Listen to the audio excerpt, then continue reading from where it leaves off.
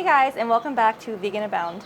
Before we get started on today's video, be sure to let us know in the comments what kind of content you'd like to see from us, such as moving your cats abroad, finding housing, any other stuff that might be helpful for you on your journey if you're trying to move abroad. Let us help you by telling us what you want to see. Be sure to like and subscribe and leave a comment if you'd like to see more. This is us planning. Mostly shopping, but planning because of shopping and shopping because of planning. Yeah, like that. So we're feeling the stress of trying to pack. Yeah, it sucks. Because we're only bringing a carry-on, and I'm bringing a backpack and a carry-on, like my personal item. And John insists on only bringing a massive backpack that is basically would work as a rolling carry-on. Between the madness of packing, repacking, and deciding what to bring for 3 different countries, we took a break to walk through one of our favorite parks in Portland, Laurelhurst Park. This trip will be one of the longest we've been on together, and it will also be an opportunity to decide which country we'd ultimately like to end up in. At this point, Porto, Portugal is at the top of our list, and I've never been there, and you can really never know how you feel about a place until you're there, right? We leave Tuesday to start this journey, and I'm hoping to capture a lot of it for you all. We'll stay one night in LA before flying 10 hours to Oslo, Norway. Okay. This is us figuring out how to apply for a NIF.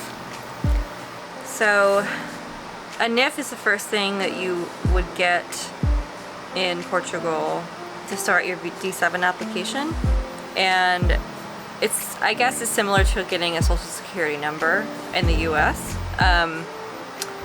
They recommend, so Honeymoon always recommends using a website called Border. I think it's BORDR.io. Border. And you can also have a lawyer do this, but I don't really recommend that because it's more expensive. You know, I guess it depends on your situation. I think for John and I, because he's gonna have a job when we apply, maybe if you're a retiree or your situation's more complicated, I can see where you want a lawyer, but it's pretty straightforward for us. You know, we're still working. We're trying to be frugal. Yes. Most lawyers will cost £4,000 minimum, for a package of helping you with a D7. So you can do a NIF pretty much they recommend 12 months, within 12 months of moving, and that would definitely be us. So we're considering doing our NIF today. I think it takes up to 20-25 days, even longer, depending on what's going on, to get your NIF. But once you get your NIF, you can do a lot of other things. We're looking at getting a NIF done at Border.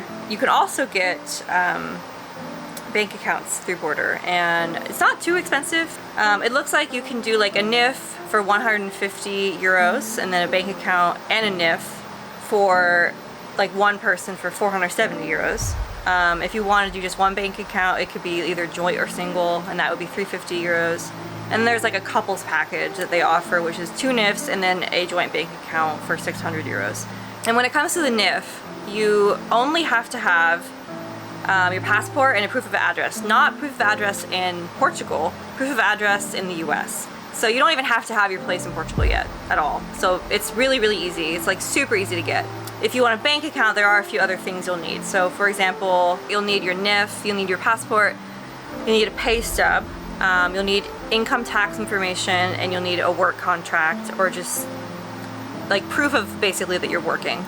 And if you're employed, usually you'll have a pay stub within the last 3 months, or a statement of issued by your company, or within the last 6 months.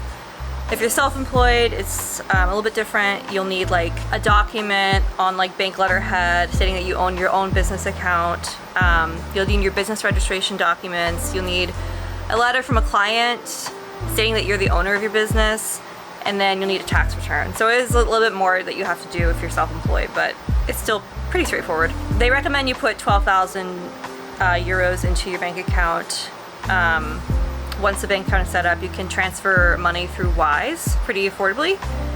And I think people have been putting in less in the last couple years, but now that Portugal is getting more strict, they do recommend that you put in like the full 12,000 for that 1 year. I've actually seen some people recommending even more than 12. Yeah, we might just 20. put more.